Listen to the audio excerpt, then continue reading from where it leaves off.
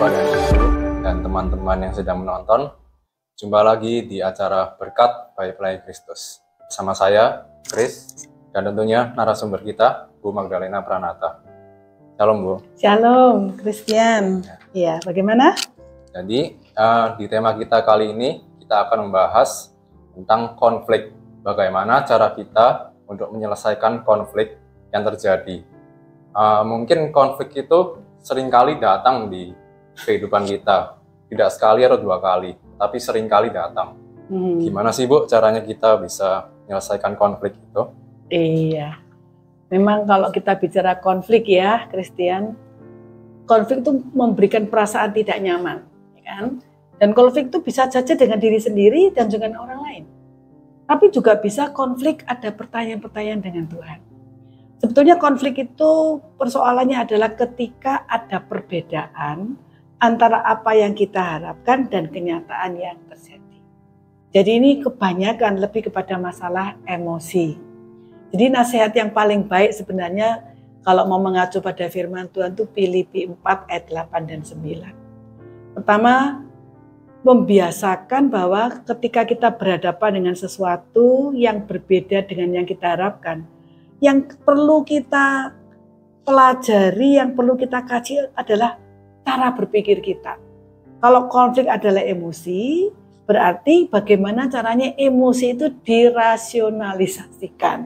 Jadi contohnya begini, tiba-tiba saya tuh seperti kepengen marah, saya merasa jengkel, saya merasa tidak senang, saya ingin meluapkan dengan hal-hal yang tidak bagus.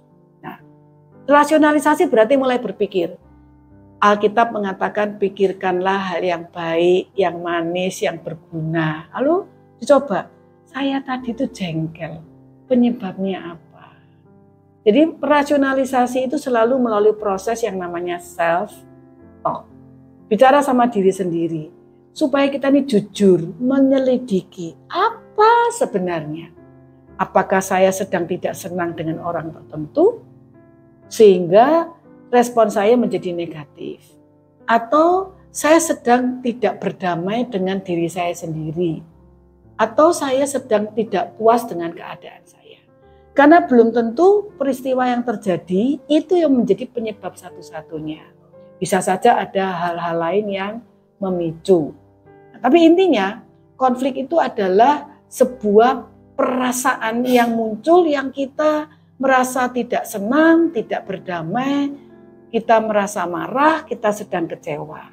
Jadi bagaimana merasionalisasikan tadi? Kita mau menjalankan firman Tuhan, berpikir benar, berpikir baik, berpikir yang membangun. Jadi ya bertanya, apakah hal ini yang sebenarnya membuat saya merasa perbedaan ini membuat saya tidak senang? Jadi kita harus mencoba mencari jawabnya. Nah memang bagi orang dewasa merasionalisasikan ini menjadi lebih mudah. Tapi kalau anak kecil, nah soalnya kan gitu. Kalau anak kecil suruh merasionalisasi tidak mudah. Karena mereka akan merespon seperti apa perasaannya. Dan ketika sistem berpikir anak itu belum lengkap, ya kemampuan untuk mencoba membuat satu summary, berpikir komprehensif belum jadi. Mereka itu anak-anak akan cenderung merasa perasaanku itu pasti benar, ya kan? Jadi waktu harus menerima kenyataan bahwa mungkin saya salah, mungkin perasaan saya salah, ini buat anak kecil itu susah. Lalu bagaimana caranya? Pertama begini, ketika ada katakanlah anak kecil nih lagi konflik dengan kakaknya atau dengan adiknya. Orang tua atau orang dewasa, jadi kalau di sekolah berarti guru, kalau di rumah adalah orang tua. Berusaha untuk menolong anak membahasakan perasaannya. Supaya waktu dia membahasakan, dia itu mengevaluasi. Yang saya rasakan ini benar atau tidak benar. Itu proses rasionalisasi yang paling sederhana. Contoh misalnya, saya tidak senang dengan teman sekelas saya ini. Saya cenderung mau marah misalnya. Saya merasa dia tuh ngomongnya toksik misalnya. Atau dia itu sedang berusaha untuk menjelek-jelekkan saya misalnya. Nah kita membantu. Apa yang membuat kamu tidak senang kepada Kevin? Ini contoh kita sebut nama. Misalnya Christian, Chris, Apa yang membuat kamu merasa tidak senang dengan Kevin sehingga kamu nyolot ngomongnya? Kamu kemudian tidak mau berteman. Kamu kemudian mungkin menggosip di belakang, menjelek-jelekan. Coba kamu pikirkan apakah hal itu sesuai dengan apa yang Tuhan Yesus ajarkan. Jadi merasionalisasikan untuk anak kecil diarahkan untuk membahasakan perasaannya dengan jujur. Tapi karena anak kecil itu belum bisa, kita boleh memberikan contoh. Apakah karena Kevin itu pernah mengejek kamu? Apakah karena Kevin itu lebih dari kamu dan kamu tidak punya? Jadi kita mencoba memberikan opsi-opsi. Nah, dengan dibantu dituntun dengan beberapa opsi, maka anak itu akan terbantu untuk membahasakan. Kalau yang opsi yang kita sampaikan itu tidak sesuai, dia sudah tahu caranya. Oh, gini. Dia bisa menarasikan dengan lebih benar karena dibantu. Nah, itu yang harus dilakukan oleh guru atau orang tua pertama kali. Yang kedua, anak itu akan lebih mengerti melalui contoh atau cerita. Ya, misalnya, coba kamu ingat, Vin. Ini misalnya Kevin umur 5 tahun. Vin, pernah enggak kamu dengar di Alkitab ada ya yang lagi bertengkar, lagi enggak senengan, lagi tidak bagus hubungannya. Pernah enggak kamu ingat? Ada enggak contoh di Alkitab yang seperti itu? Terus nanti kita akan belajar bagaimana menyelesaikannya. Misalnya contoh, waktu Samuel ada di rumah Tuhan di Silo. Kan dia punya kakak-kakak yang usianya lebih besar. Namanya Hofni dan Pinahas. Kan mereka memberi contoh yang tidak baik. Nah, memang tidak dicatat di Alkitab kalau Samuel itu lalu berkonfrontasi dengan Kak Hofni dan Kak Pinahas. Tapi kan Samuel lihat tuh, kakak-kakaknya berbuat tidak pantas, melakukan kegiatan yang tidak baik di bait Allah. Apakah Samuel tuh pernah menyampaikan rasa kenapa begini, kenapa begitu? Atau mungkin Hofni Pinahas itu yang menindas, membuli Samuel. Kemungkinan besar itu terjadi. Kenapa? Tinggal dalam satu tempat di rumah Tuhan di Silo, berhadapan-hadapan setiap hari, berbeda value, ya kan? Samuel kan nurut, hormat sama Tuhan, dia pernah mendengar suara Tuhan kan? Sedangkan Hofni Pinahas itu sangat tidak bermoral, melawan Tuhan dan tidak sopan sama Tuhan, bahkan berbuat, Alkitab mengatakan perbuatan yang jahat. Pasti ada konflik menurut saya. Nah, pada waktu terjadi konflik, kira-kira menurut kamu Samuel berbuat apa? Nah, itu dengan cerita. Membantu anak untuk berpikir, ternyata saya punya pilihan yang lebih baik daripada meluapkan emosi secara negatif. Konflik itu tidak menguntungkan, saya juga tidak nyaman, dan saya mau dituntun oleh firman Tuhan untuk saya bisa menyikapi dengan lebih baik. Yang kedua, kita bawa kepada hidupnya Tuhan Yesus. Sekali lagi, anak-anak kalau dari kecil sudah sering mendengarkan cerita Alkitab tentang Tuhan Yesus dan menjadikan Tuhan Yesus sebagai contoh, model. Kita beritahu, menurut kamu, Tuhan Yesus itu seandainya teman-temannya itu jahati dia, Tuhan Yesus membalas enggak? Menurut Kristen bagaimana? Kira-kira waktu Tuhan Yesus masih sangat kecil, teman-temannya mungkin berbuat tidak baik sama Tuhan Yesus. Kira-kira Tuhan Yesus merespon apa? Mungkin dia tidak membalasnya. Tidak membalas. Dari mana Kristen meyakini bahwa Tuhan Yesus mungkin tidak akan membalas dan tidak akan melakukan hal yang tidak baik?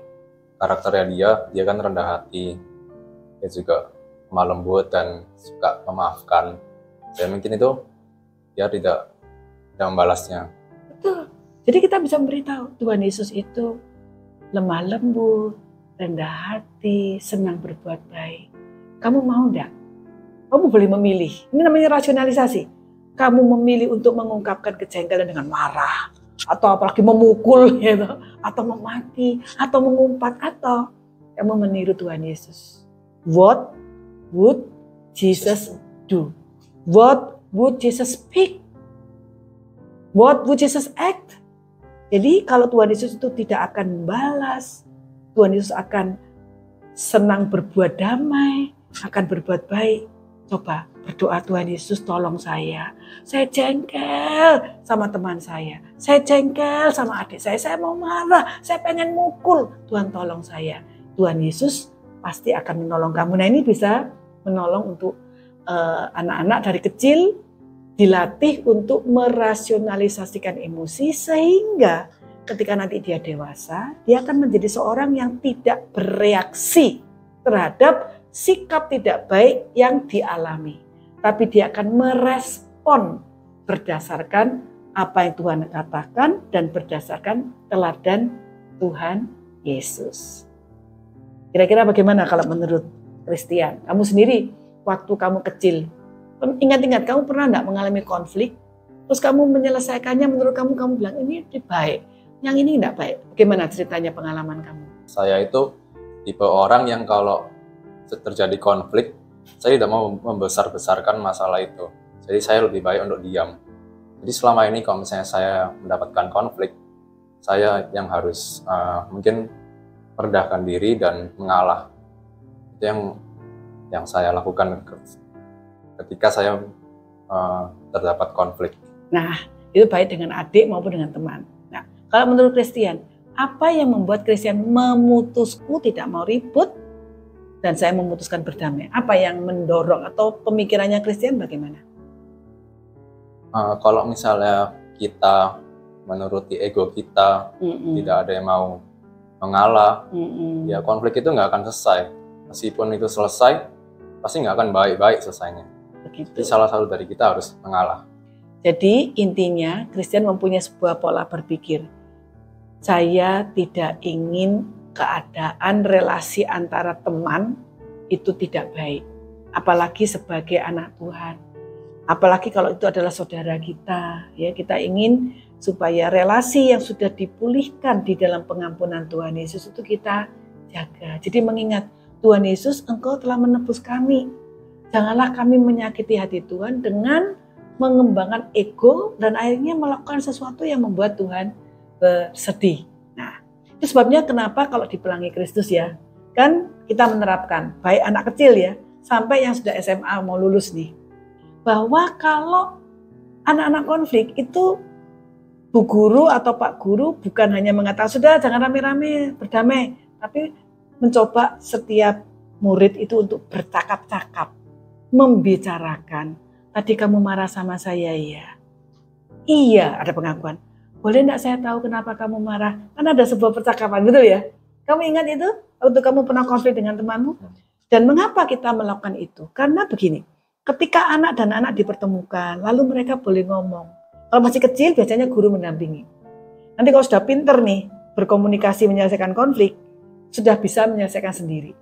Karena ketika bercakap-cakap seperti ini, Roh Kudus itu mempunyai kesempatan sangat besar untuk bekerja dalam hati anak-anak yang setiap hari memulai hidupnya dengan firman Tuhan. Jadi bercakap-cakap itu kalau dari sisi yang tadi saya katakan itu merasionalisasikan emosi, tapi sebenarnya yang terjadi adalah mengimplementasikan firman untuk menjadi rasio berpikir yang menentukan tindakan. Dan kalau itu dilatih terus-menerus, akhirnya kalau menghadapi konflik, tenang, tidak emosional, tidak temperamental. Bagaimana menurutmu dengan hal ini? Ya, saya belajar di sini, kalau misalnya saya sedang terjadi konflik atau mengalami konflik, saya tuh harus merendahkan hati saya, merendahkan diri saya, menurunkan ego saya, ya agar masalah itu selesai. Karena kalau tidak ada yang mau mengalah, gak akan selesai. Kayak lagi, tidak akan selesai masalah itu. Maka dari itu, dari diri kita harus merendahkan diri kita dulu, agar konflik itu bisa selesai. Apakah kamu terbiasa untuk mempercakapkan itu secara terbuka, sehingga terjadi saling memaafkan, dan percaya bahwa ini dilakukan karena ingin menyenangkan hati Tuhan? Bagaimana prosesnya? Ya biasanya saya akan kasih tahu dulu ke dia kalau salahnya dia tuh di mana, aku nggak enaknya tuh karena apa. Tapi kalau misalnya dia udah diomongin dan tidak mau berubah, ya udah kita yang harus turunin ego kita sampai dia mau berubah. Baik, jadi kan ada sebuah percakapan terbuka ya, dan memang ini baik Christian karena belajar berelasi dengan teman itu sebenarnya pelajaran penting kelak kalau Tuhan memanggil kamu dan kita ini untuk menikah. relasi dalam hubungan suami istri ini kan pasti tidak bisa menghindarkan perbedaan, hal-hal yang tidak menyenangkan. Tapi ketika mampu melakukan sebuah komunikasi untuk mengatakan isi hati, maka akan terjadi sebuah proses bertumbuh bersama-sama. Jadi keterampilan ini sangat penting. Itu ya, kiranya Tuhan menolong Kris dan semua murid-murid Pelangi Kristus dan juga siapapun yang mendengarkan hal ini, karena ini adalah salah satu buah Roh Kudus, yaitu damai sejahtera. Dan biarlah kita berdasarkan firman Tuhan, hati kita dikuasai firman, dan kita boleh menjadi pembawa damai dalam hidup kita. Tuhan Yesus memberkati, Kris. Sekian untuk acara kali ini. Terima kasih untuk Bu Magda yang sudah menceritakan, men-sharingkan topik ini. Kiranya bisa menjadi berkat buat Bapak dan Ibu atau teman-teman yang sedang menonton. Dan kiranya misalnya ada pertanyaan, boleh komen. Iya betul ya. Kita tunggu. Tuhan memberkati.